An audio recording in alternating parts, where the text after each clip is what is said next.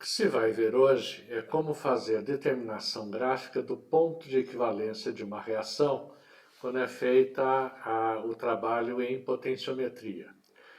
Primeira coisa, vão ser obtidos os dados que vão ser plotados para um papel de gráfico e depois de feita essa plotagem, vai ser feito o traçado da curva, né? E para esse trabalho de determinação gráfica, vai ser necessário um esquadro. Então, qualquer esquadro, mas mesmo que não tenha um esquadro disponível, se você pegar uma prancheta que não esteja mais usando, ou algum pedaço de uma chapa de madeira fina, e conseguir cortar certinho, sem deixar rebarba, sem deixar nada que seja difícil depois para você utilizar para traçar, vai ser melhor, porque é esse lado o mais importante do esquadro, vocês vão ver na hora que estiver fazendo o traçado. Então, um esquadro que não precise ser muito grande, esse aqui, por exemplo, tem 13 centímetros de lado, então, mesmo com 10 centímetros, com um pouco menos, estaria de bom tamanho. Ok? E vão precisar régua de 30 centímetros, caneta, sugiro que seja pelo menos uma caneta azul e uma caneta vermelha. No vídeo vão ver o porquê dessa orientação. E é um trabalho bastante simples, mas que requer um certo cuidado ao ser feito. Para entender como é que é feito esse trabalho, a gente vai fazer uma simulação. Então eu vou traçar aqui na minha folha os dois eixos que vão ter o meu gráfico. Esse eixo vertical vai ser onde vai ser descrito qual o pH, e no eixo horizontal o volume gasto. A cada incremento de volume deve existir uma variação de pH. Então, numa das práticas que vão ser feitas, vai ser determinado o ponto de equivalência entre hidróxido de sódio e ácido nítrico, ácido clorídrico, ou determinação de qualquer base neutralizada por um ácido. Então, no caso, se a gente tem no começo uma base, o pH inicial deve estar bastante alto.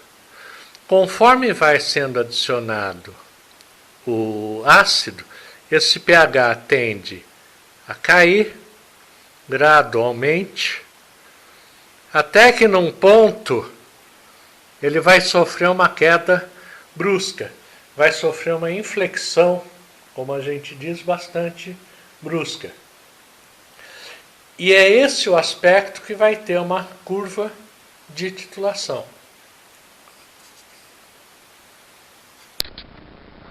O próximo passo nesse trabalho vai ser determinar, assinalar na curva um ponto onde a gente vai passar uma tangente. Então, uma tangente é uma reta que toca apenas a curva em um ponto. Então, vou passar uma tangente a esse ponto. E agora que vem o porquê da necessidade de se usar um esquadro junto com uma régua. Acabando de traçar a tangente, nós vamos apoiar firmemente a régua no lado do esquadro para poder transferir esta reta para a parte de baixo da curva. Então, olha, ela está saindo exatamente paralela. Então, nós vamos transferir essa reta aqui para outra parte de baixo da curva e também vou passar uma tangente.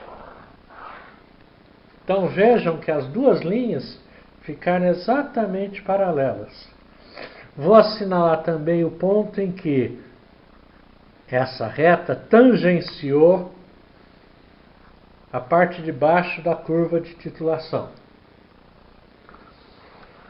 Então, para isso que era a necessidade de ter um esquadro. Então o esquadro vai aplicar, vai riscar a reta que tangencia a parte de cima da curva e depois vou projetar essa mesma inclinação para o lado de baixo da curva. Agora então, nós vamos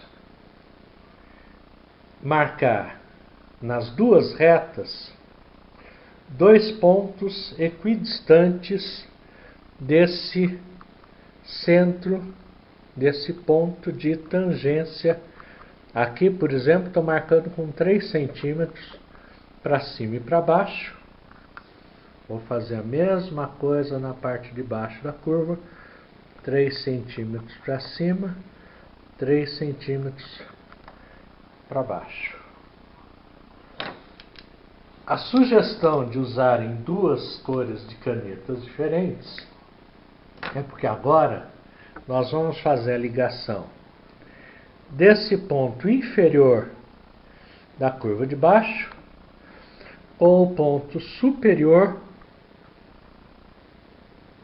da reta de cima. Tracei.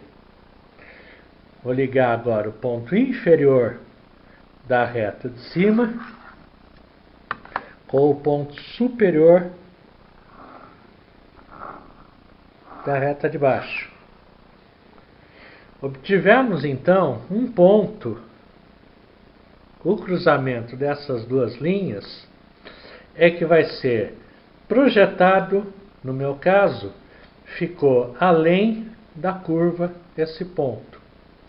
Pode ser que em algum momento esse trabalho, esta intersecção das 2 retas, fique antes ou fique exatamente em cima da minha curva, tanto faz. O que vai acontecer agora, o que vai ter que ser feito agora, novamente, olha o esquadro em uso. Acertar direitinho a base do esquadro e fazê-lo chegar até o ponto de intersecção das 2 linhas. Você vai projetar essa linha até o eixo onde tem o pH, e deste ponto em que ela cruzou, em que ela cortou a curva, não é do ponto da intersecção das 2 linhas, é do corte da curva. Vejam bem a diferença. Então o que nós vamos fazer? Nós vamos com o esquadro que já está bem alinhado com a parte, com o eixo horizontal, nós vamos traçar uma reta que vai me dar o volume. Então, este ponto é que a gente chama de ponto de equivalência da reação. O ponto em que a projeção da intersecção das 2 linhas cortou a curva de titulação. Então, por que ele é importante? Porque quando a gente fizer a projeção no eixo do volume, este volume é que vai servir para calcular a massa equivalente de ácido para a neutralização do hidróxido, para a neutralização da base. Depois que a gente obteve o volume no ponto de equivalência da reação, com a projeção daquele ponto em que a reta cortou a curva de titulação até o eixo horizontal, que é o eixo do volume. Quando a gente obtém esse volume, a gente tem que lembrar que esse é um trabalho onde vai ser exigido muita precisão. O equipamento que está sendo usado o potenciômetro, é muito exato.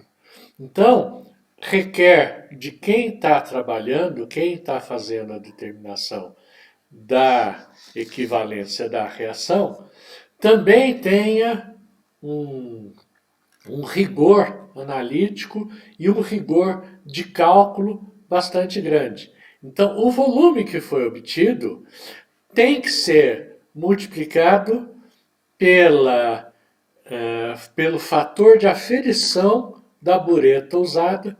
Então, foi por isso que foi orientado que se anotasse a identificação da bureta, o fator de aferição dessa bureta, porque esse fator de aferição vai ser usado no cálculo final para dar um rigor maior na sua operação. Ok?